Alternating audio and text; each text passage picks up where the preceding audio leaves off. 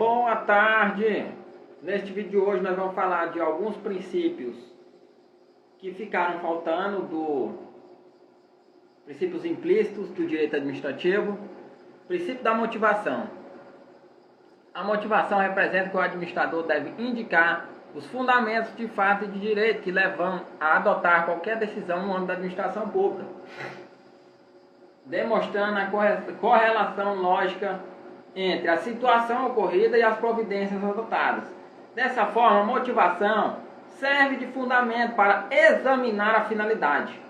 Então, é o fundamento para você examinar a finalidade, a legalidade e a moral da conduta administrativa. O princípio da motivação é decorrência do Estado Democrático de Direito, determinando que os agentes públicos, ao decidir, apresentem os fundamentos que os levaram a tal posicionamento. Então, o princípio da motivação é decorrência do Estado Democrático de Direito, determinando que os agentes públicos, ao decidir, apresentem os fundamentos que o levaram a tal posicionamento.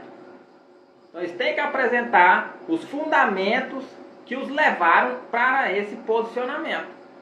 Assim, apesar de não constar expressamente, ele decorre da interpretação de diversos dispositivos constitucionais.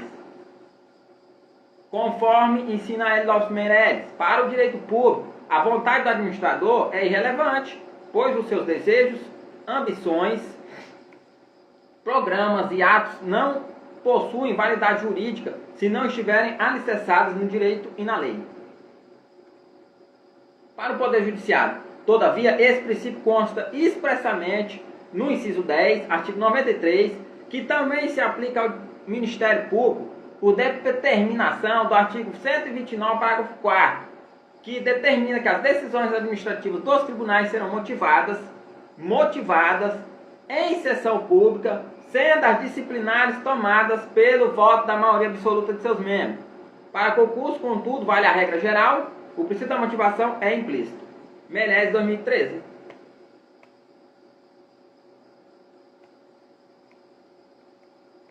Dessa forma, como ninguém está obrigado a fazer ou deixar de fazer algo se não em virtude de lei, todo ato do poder público deve trazer consigo a demonstração da base legal e de seu motivo.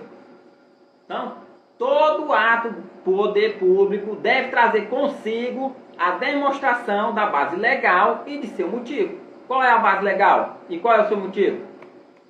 As discussões doutrinárias deixam dúvidas sobre a necessidade ou não de motivar todos os atos administrativos. Alguns doutrinadores entendem que, em alguns atos administrativos, oriundos do poder discricionário, a justificativa será dispensável, bastando demonstrar a competência e a conformação do ato com o interesse público, oriundos do poder discricionário.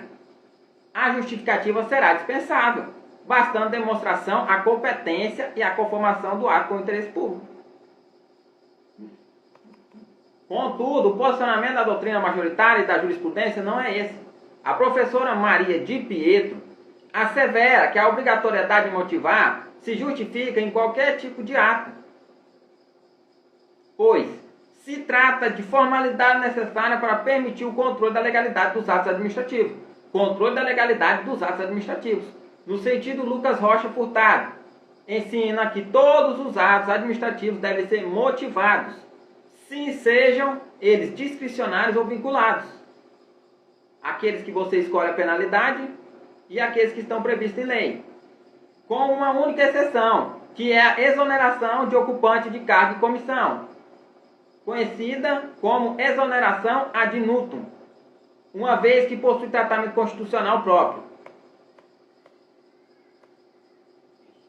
Na mesma linha, o STJ entende que o motivo é requisito necessário à formação do ato administrativo, sendo que a motivação é obrigatória ao exame da finalidade da moralidade administrativa.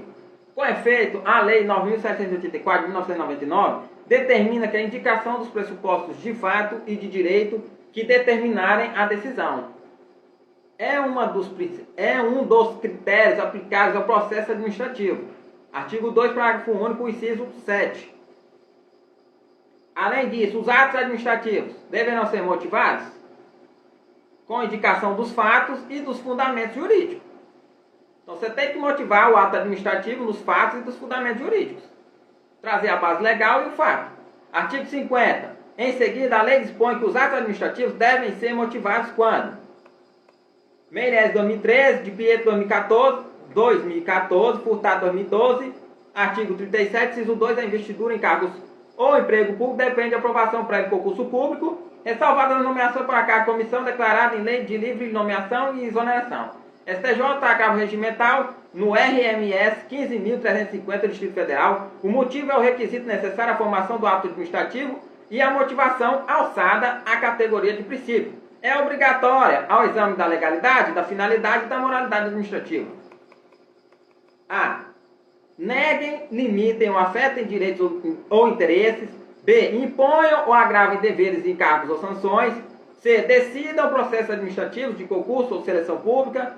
D. Dispensem ou declarem inexigibilidade de processo licitatório. E. Decidam recursos administrativos. F. Decorram de revisão de ofício.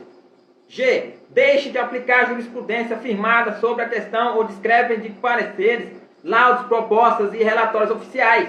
H. Importem anulação, revogação, suspensão ou convalidação de ato administrativo. Segundo a lei de processo administrativo, a motivação de ser explícita, clara e congruente, podendo consistir em declaração de concordância com fundamentos de anteriores pareceres, informações, decisões ou propostas, que neste caso serão parte integrante do ato. Artigo 50, parágrafo 1º. Neste caso, percebe-se a possibilidade da motivação aliúde, que é realizada pela mera referência no ato a pareceres, informações ou propostas anteriores. A lei dispõe ainda que, na solução de vários assuntos da mesma natureza, poderá ser utilizado meio mecânico que reproduza os fundamentos das decisões, desde que isso não prejudique direito ou garantia dos interessados. Artigo 50, parágrafo 1º. Por fim, a motivação das decisões de órgãos colegiados e comissões ou de decisões orais deverá constar da respectiva ata ou termo escrito. Artigo 50, parágrafo 2º. Vamos resolver algumas questões. Questão 55, CESP. Motivação é um princípio que exige da administração pública indicação dos fundamentos de fato e de direito de suas ações. Nós acabamos de falar, a motivação significa que a administração deve representar os fundamentos de fato, a ocorrência dos pressupostos ou a situação real que levou à decisão e de direito. Os motivos previstos em lei trata-se de um princípio implícito, mas que possui previsão na Lei 9.784, de 1999. Artigo 2, caput, inciso 7 do parágrafo único e artigo 50. A motivação aliúde é aceita pela doutrina Meirelles, 2013. E também na jurisprudência STF, mandado de segurança 25.518 do Distrito Federal. Questão 56, CESP. É aplicável ao processo administrativo o princípio da obrigatoriedade, motivação pela qual a autoridade administrativa deve indicar os pressupostos de fato e de direito que determinam a sua decisão? Correto. No caso, a questão se referiu diretamente ao processo administrativo que, conforme vimos, determina a indicação dos pressupostos de fato e de direito que determinam a sua decisão. Lei 9.784 de 1999, artigo 2, parágrafo único, inciso 7, artigo 50, caput. Questão 57, CESP. Pelo princípio da motivação, é possível a chamada motivação aliúde? Ou seja, a mera referência no ato, a sua concordância com anteriores pareceres, informações, decisões ou propostas, conforme de cumprimento da motivação do ato? Com certeza, né? Acabamos de falar. A motivação aliúde é aquela que ocorre quando a motivação é realizada com fundamentos de anteriores pareceres, informações, decisões ou propostas, que neste caso serão parte integrante do ato, além de possuir previsão legal, Lei 9.784 de 1999, artigo 50, parágrafo 1º. A motivação aliúde já foi aceita pelo STF, conforme consta no mandado de segurança 25.518 do Distrito Federal. Indiferente que o parecer que se remete à decisão também se reporte a outro parecer. O que importa é que haja a motivação eficiente na expressão de baleeiro. baleeiro, controlável a posteriori. Questão correta. Princípio da continuidade do serviço público. Pelo princípio da continuidade, os serviços públicos devem ser prestados de maneira contínua, ou seja, sem parar. Isso porque é justamente pelos serviços públicos que o Estado desempenha suas funções essenciais ou necessidades da coletividade. Segundo Carvalho Filho, a consequência lógica desse fato é a de que não podem os serviços públicos ser interrompidos, devendo, ao contrário, ter normal continuidade, em que pese a aplicação desse princípio seja principalmente na prestação de serviço, ele se aplica a qualquer atividade administrativa. Nessa linha, a paralisação da administração e suas atividades administrativas internas também pode trazer prejuízo aos interesses públicos. Maria Silva Zanella de Pietro apresenta as seguintes consequências do princípio da continuidade. A. Proibição de greve dos servidores públicos. Essa não é mais uma proibição absoluta, uma vez que o artigo 37, inciso 7, determina que o direito de greve será exercido nos termos e nos limites definidos em lei específica. B. Necessidade de instituto com a suplemência, a delegação e a substituição para preencher as funções públicas temporariamente de vagas. C. Impossibilidade para quem contrata com a administração de invocar a cláusula de exceção do contrato não cumprido, exceptio non adimplente contractus. Nos contratos que tenham por objeto a execução de serviço público, na verdade, não temos uma impossibilidade, mas uma limitação. Por exemplo, a Lei 8.666, de 1993, determina que o particular deverá continuar a cumprir o contrato mesmo após um atraso de até 90 dias nos pagamentos devidos, artigo 78, inciso 15. D. Faculdade, que se reconhece a administração de utilizar os equipamentos e instalações da empresa com que ela contrata para assegurar a continuidade do serviço. Com o mesmo objetivo, a encampação da concessão de serviço público. Outra situação que demonstra a aplicação do princípio da continuidade do serviço público é a possibilidade de reversão dos bens necessários à prestação dos serviços públicos nos contratos de concessão-permissão. Isso significa que os bens que as delegatárias de serviços públicos utilizam na prestação de serviço serão, ao término do contrato, incorporados ao patrimônio da administração pública, realizando-se a devida indenização daqueles que ainda não amortizados. A continuidade do serviço público guarda relação com o princípio da supremacia do interesse público, pois pretende a coletividade não sofra prejuízos em razão de eventuais interesses particulares. Também guarda relação com o princípio da eficiência, de Pietro 2014, pois um dos aspectos da qualidade do serviço público é justamente que eles não sofram solução de continuidade. Por essa razão, acaba limitando, em algumas hipóteses, os direitos individuais, buscando assegurar o interesse maior da coletividade. Nesse sentido, vale trazer a situação do exercício do direito de greve pelos servidores públicos. Inicialmente, o STF entendia que o direito de greve era norma de eficácia limitada e que, portanto, não poderia ser exercido enquanto não fosse editada a lei específica prevista no artigo 37, inciso 7. Posteriormente, o Supremo Tribunal Federal, ao julgar os mandatos de injunção 670, Espírito Santo, 708, Distrito Federal, 712, Pará, decidia pela aplicação da Lei 7.783 de 1989, que regulamenta o direito de greve dos trabalhadores, suprimindo temporariamente a omissão legislativa. Com isso, os servidores públicos passaram a poder exercer o seu direito constitucional.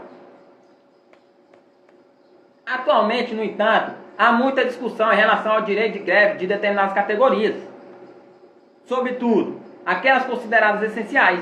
O STF já chegou a afirmar que determinadas categorias seriam privadas do direito de greve, como as que exercem atividade relacionada com a manutenção da ordem pública e a segurança pública, a administração da justiça, as carreiras de Estado, cujos membros exercem atividades indelegáveis, inclusive as de exação tributária e a saúde pública. Contudo, esse tema ainda não foi discutido de forma mais aprofundada no STF. Em relação aos policiais civis, porém, o entendimento já está consolidado na linha de que o direito de greve é inconstitucional. Nessa linha, entendeu o STF que o exercício do direito de greve, sob qualquer forma ou modalidade, é vedado aos policiais civis e a todos os servidores que atuam diretamente na área de segurança pública, Vale lembrar que os militares em geral já não possuem direito de greve por expressa disposição da Constituição Federal, artigo 142, parágrafo 3º, inciso 4. Com isso, tanto os policiais civis como os policiais militares não podem exercer o direito de greve, em decorrência do princípio da continuidade do serviço público. Ainda em relação ao direito de greve e ao princípio da continuidade, o STF também já afirmou o entendimento de que a administração pública deve proceder ao desconto dos dias de paralisação decorrentes do exercício do direito de greve pelos servidores públicos. STF, RCL 6.568, São Paulo, ARE 654.432, Goiás. Vide também a RCL 11.246, agravo regimental, Bahia. Em virtude da suspensão do vínculo funcional que ela decorre, permitindo também a compensação em caso de acordo, essa regra do desconto, contudo, não se aplica quando fica demonstrado que a greve foi provocada por conduta ilícita do poder público, a exemplo do atraso no pagamento da remuneração dos servidores. Em resumo, podemos dizer o seguinte: em regra, os servidores possuem direito à greve nos termos da legislação aplicável aos trabalhadores. Os militares não possuem direito à greve, conforme expressa dispõe a Constituição Federal, artigo 142, inciso 4. Os policiais civis são equiparados em relação ao direito de greve aos policiais militares, sendo vedado o direito de greve. ARE 654.432, Goiás. RCL 11.246, agravo regimental, Bahia. Uma vez iniciada a greve, a administração deve proceder ao desconto dos dias de paralisação, permitindo-se a compensação de horário, porém o desconto será incabível se a greve decorreu de conduta ilícita do poder público. Recurso especial 693.456, Rio de Janeiro.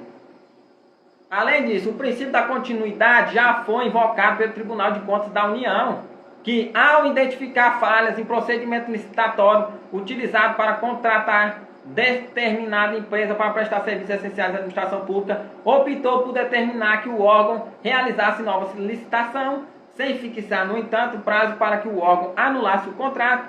Com isso, o TCU permitiu que fosse dada continuidade ao serviço durante o período estritamente necessário para a realização da nova contratação.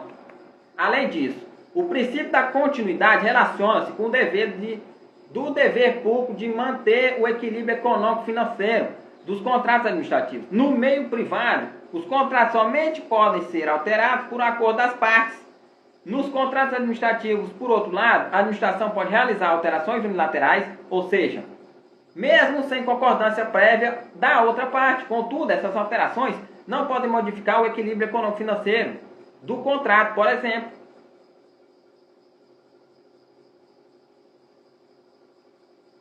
recurso especial 693.453, Rio de Janeiro, 27/10/2016, acórdão 57/2000, TCU plenário.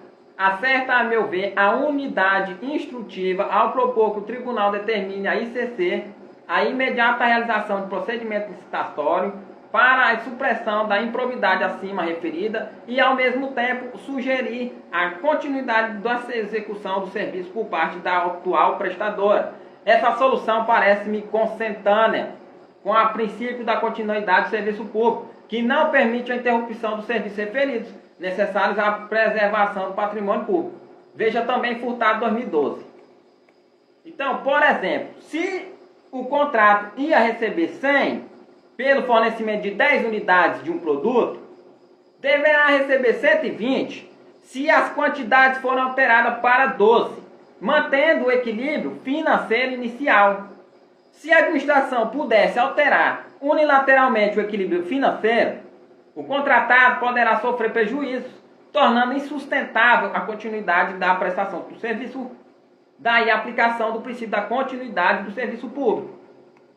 Todavia, a continuidade não possui caráter absoluto, existindo situações em que é possível a paralisação temporária do serviço público. Eventualmente, o serviço poderá ser paralisado temporariamente para reparos técnicos ou para a realização de obras de expansão e melhoria do serviço.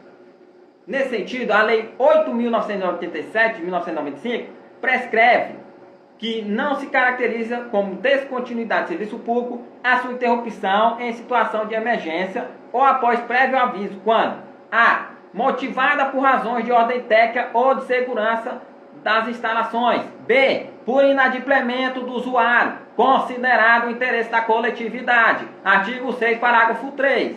Dessa forma, é plenamente possível a suspensão de serviço por falta de pagamento de fatura, mas que deverá ser restabelecido tão logo o débito seja quitado.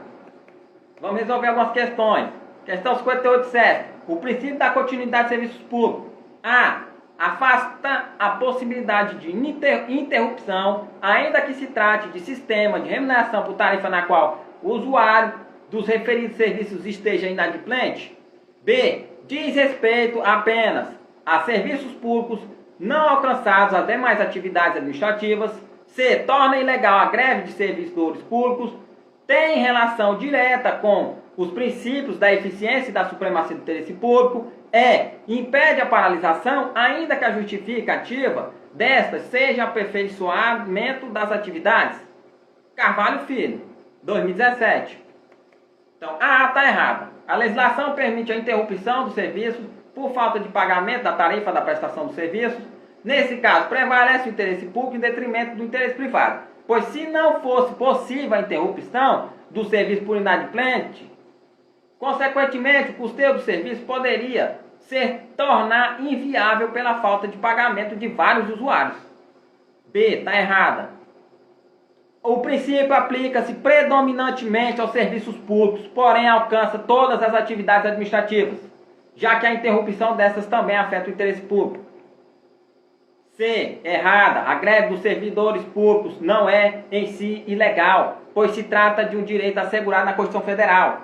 A falta de regulamentação específica, entretanto, fez o STF determinar a aplicação das normas privadas aos servidores públicos, até que o Poder Legislativo elabore a norma correspondente. Porém, ressalva-se que algumas categorias não podem exercer o direito de greve, seja por expressa previsão constitucional, militares, ou por entendimento do STF, polícias civis, categorias de segurança pública. D. Princípio da continuidade tem relação com o princípio da supremacia, pois deve prevalecer o interesse público em detrimento do interesse privado, da empresa ou do agente que pretende paralisar a sua prestação. E também tem relação com o princípio da eficiência, pois a qualidade do serviço é diretamente ligada à sua prestação continuada. Correta a questão. O princípio não é absoluto, uma vez que pode ocorrer a paralisação temporária, seja por manutenção ou aperfeiçoamento do serviço, ou ainda em virtude de inadimplência no pagamento da fatura. Errada, alternativa D, a correta. Questão 59.7. Pelo princípio da continuidade, durante o período da contratação de concessão, a prestação do serviço não deve ser interrompida.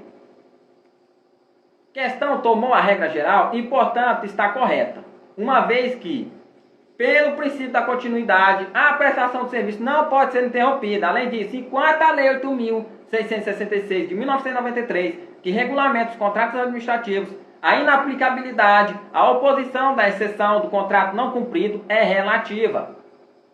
A oposição da exceção do contrato não cumprido é relativa, pois o contrato poderá deixar de prestar serviço após 90 dias de atraso. Na Lei 8.987, de 1995, que trata da concessão e permissão de serviços públicos, no caso de descumprimento das normas contratuais pelo poder concedente. Os serviços prestados pela concessionária não poderão ser interrompidos ou paralisados até a decisão julgada, transitada e julgada. Decisão judicial transitada e julgada. Assim, nos contratos de concessão, as regras são muito mais rígidas, pois dependem de ação judicial, que deverá ser transitada e julgada. Logo, durante a realização do contrato, a prestação do serviço não pode ser interrompida. Vale lembrar que, no caso de inadimplência por parte do usuário, a interrupção da prestação do serviço também é possível estritamente contra o usuário inadimplente. Correta a questão.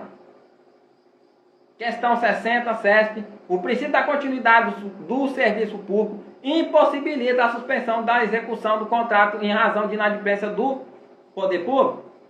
Nos contratos administrativos, o princípio da continuidade limita a invocação da exceção do contrato não cumprido. Todavia, essa regra não é absoluta, uma vez que o contrato pode deixar de prestar o serviço em algumas hipóteses, como os atrasos de pagamento superiores a 90 dias. Lei 8.666 de 1993, artigo 78, inciso 15. Assim, o princípio da continuidade pode limitar-se, mas não impossibilitar a suspensão da execução do contrato em razão de inadimplência do poder público. Errada a questão. Princípio do contraditório e da ampla defesa. O princípio do contraditório e da ampla defesa decorre do artigo 5º, inciso 55 da Constituição Federal, que determina que os litigantes em processo judicial ou administrativo e aos acusados em geral são assegurados contraditório e ampla defesa com os meios e recursos a ela inerentes. Além disso, elas constam expressamente no caput do artigo 2 da Lei 9.784 de 1999. Conforme ensinamentos da Ada Pellegrini Grinover, a Constituição estende as garantias a todos os processos administrativos, sejam eles punitivos, caso em que estaremos falando dos acusados, ou não punitivos, quando os envolvidos são apenas litigantes. Em síntese, o princípio do contraditório da ampla defesa deve ser aplicado tanto em processos punitivos quanto nos não punitivos. Grinover, Meirelles, 2013.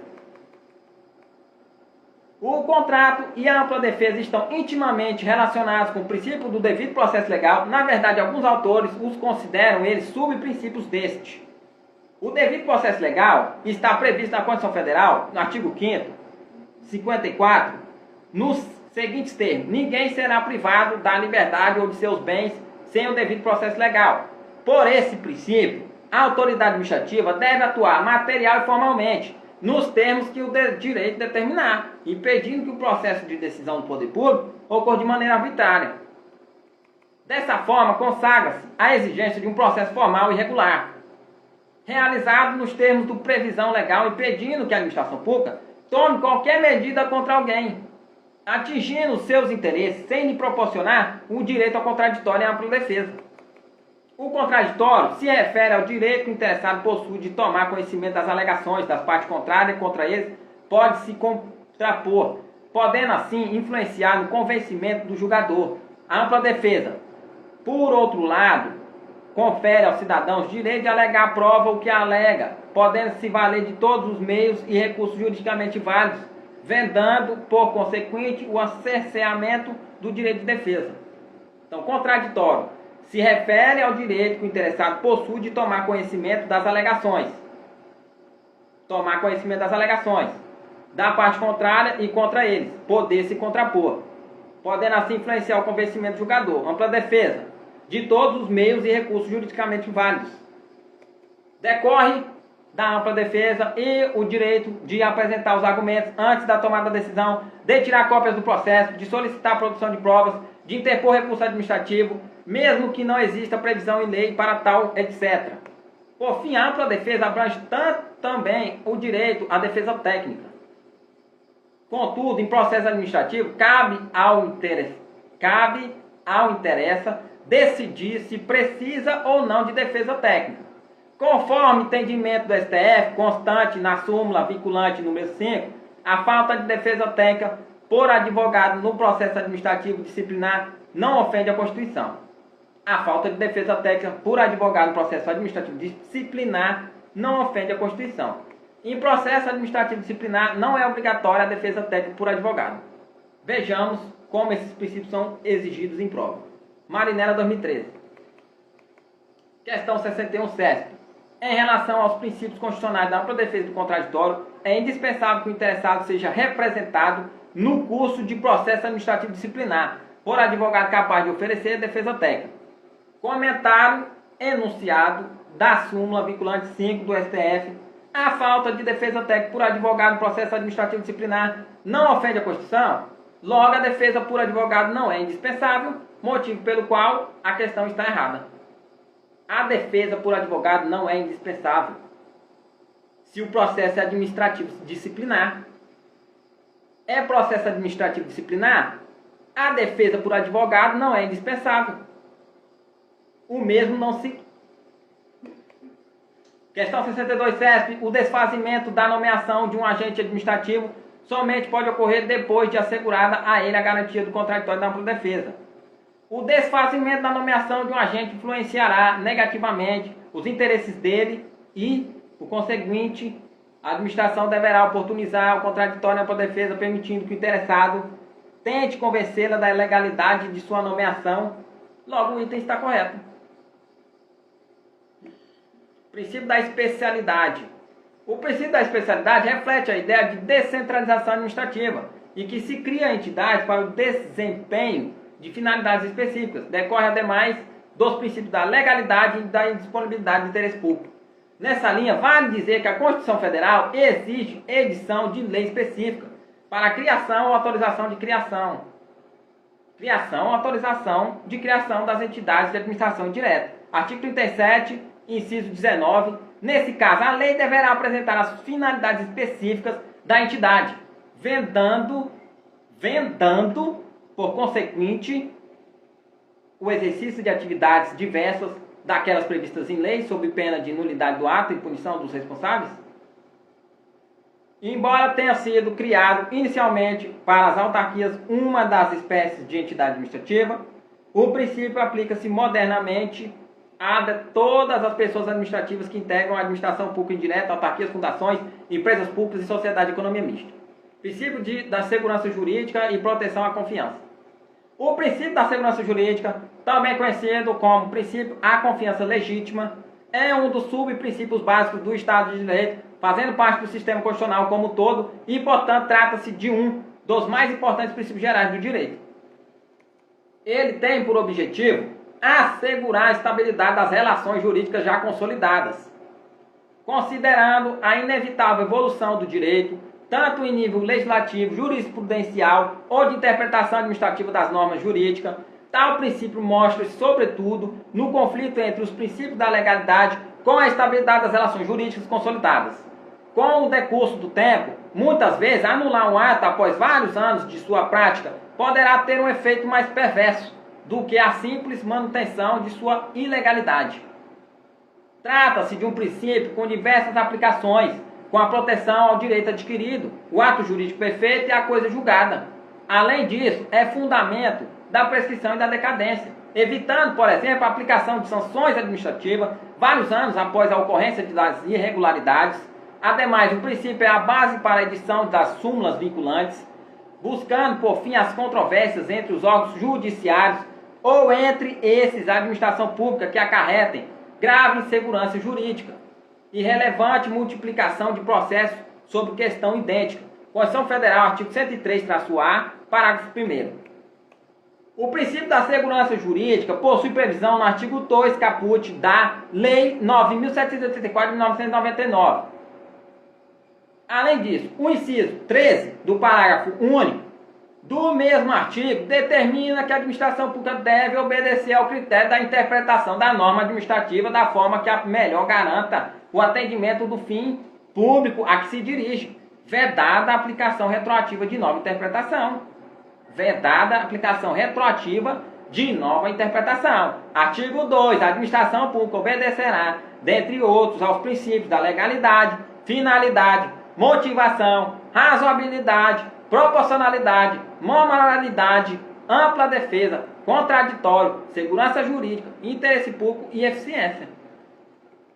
Não se busca evitar a administração evolua e, por consequente, modifique o seu entendimento sobre as normas. Na verdade, deseja-se evitar que esse entendimento seja aplicado de forma retroativa, alterando as decisões já tomadas. Assim, a nova interpretação deverá ser aplicada somente aos casos futuros. Segundo de Pietro, a segurança se relaciona com a ideia de boa-fé. Caso a administração adote determinado entendimento como correto, aplicando-se ao caso concreto, não pode depois vir a anular atos anteriores, sob o pretexto de que eles foram praticados com base em errônea de interpretação. Busca-se, assim, que o direito dos administrados não fiquem flutuando conforme a variação de entendimento da administração ao longo do tempo. Ademais, a doutrina costuma diferenciar os princípios da segurança jurídica e da proteção à confiança. Primeiro, trata do aspecto objetivo do dito conceito, indicando a inafastabilidade da estabilização jurídica.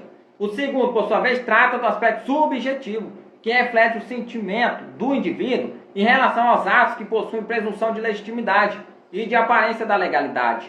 Vale dizer, o aspecto subjetivo, a proteção à confiança, trata de boa-fé que os indivíduos possuem ao crer que os atos estatais foram praticados conforme a lei. Nesse contexto, vale analisarmos o conteúdo do artigo 54 na Lei 9.704 de 1999, que dispõe que o direito da administração de anular os atos administrativos de que decorram efeitos favoráveis para os destinatários decai em 5 anos, contados da data em que foram praticados, salvo comprovada má-fé. Tal regra conjuga simultaneamente o aspecto do tempo e da boa-fé. Primeiro, porque a estabilização jurídica surge pelo decurso do tempo e segurança jurídica. Mas também depende do aspecto subjetivo, a boa-fé do beneficiário do ato, proteção à confiança. A boa-fé do beneficiário do ato, proteção à confiança. Dessa forma, evita-se a administração, por meio do exercício da autotutela, anule atos administrativos após 5 anos contados da data em que foram realizados, excepcionando os casos da comprovada má-fé. Nesses casos, buscando estabilizar as relações jurídicas, flexibilizando-se o princípio da legalidade, convalidando atos viciados.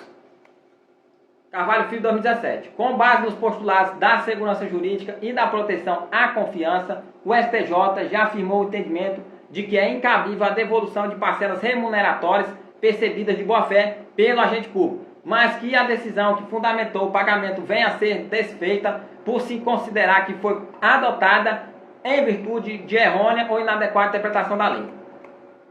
Além disso, o princípio da segurança pública, no aspecto subjetivo de proteção à confiança, se aplica na preservação dos efeitos de um ato administrativo nulo, mas que tenha beneficiado terceiro de boa-fé. Terceiros de boa-fé. O exemplo clássico ocorre quando uma pessoa é provada em concurso público para o qual se exigia curso superior. Posteriormente, a pessoa é empossada e passa a expedir autorizações de anuência de entrada de produtos importados no Brasil. Contudo, alguns meses depois, constata-se que a pessoa não possuía o curso superior, fazendo com que sua nomeação seja anulada. Nesse caso, não faria sentido anular todas as anuências expedidas pelo agente público investido irregularmente, uma vez que o ato foi praticado com aparência da legalidade e as pessoas beneficiadas sequer tinham ideia de que o agente não estava legalmente investido no cargo, em decorrência de não ter o curso superior. Nessas situações, o princípio da segurança jurídica fundamenta a preservação dos efeitos do ato que tenham atingido os terceiros que agiram de boa-fé. Ou seja, aqueles que agiram dentro da legalidade e que não faziam ideia da ilicitude presente na investidura do agente. Então vamos resolver mais uma questão. Recurso especial 1.244.182, Paraíba, de 10/10/2012. O Tribunal de Contas da União possui entendimento semelhante, porém com exigência de erro excusável na interpretação da lei conforme súmula TCU 249. É dispensada a reposição de importâncias indevidas percebidas de boa-fé por servidores ativos e inativos e pensionistas, em virtude de erro excusável da interpretação de lei por parte do órgão ou entidade, ou por parte da autoridade legalmente investida em função de orientação e supervisão, à vista da presunção de legalidade e do ato administrativo e do caráter alimentar das parcelas salariais. Por fim, segue o mesmo sentido a súmula administrativa 34 da Advocacia Geral da União. Não estão sujeitas à repetição os valores percebidos de boa-fé pelo servidor público, em decorrência de errônea e inadequada interpretação da lei por parte da administração pública. Questão 63, CESP. O fundamento da prescrição administrativa reside no princípio da conservação dos valores jurídicos já concretizados visando impedir, em razão do decurso do prazo legalmente fixado, o exercício da autotutela por parte da administração pública. Correto? Os institutos da prescrição e da decadência objetivam limitar o poder da administração, rever os seus atos após o decurso de determinado tempo, como vimos a Lei 9.784 de 1999, estabelece um prazo decadencial de 5 anos para que a administração anule os atos administrativos de que decorram efeitos favoráveis para destinatários, salvo se comprovada má-fé. Assim, a prescrição e a decadência impedem o exercício de autotutela depois de exaurido o prazo fixado em lei. O item está correto. Então, próximo vídeo, questões extras, fiquem ligados.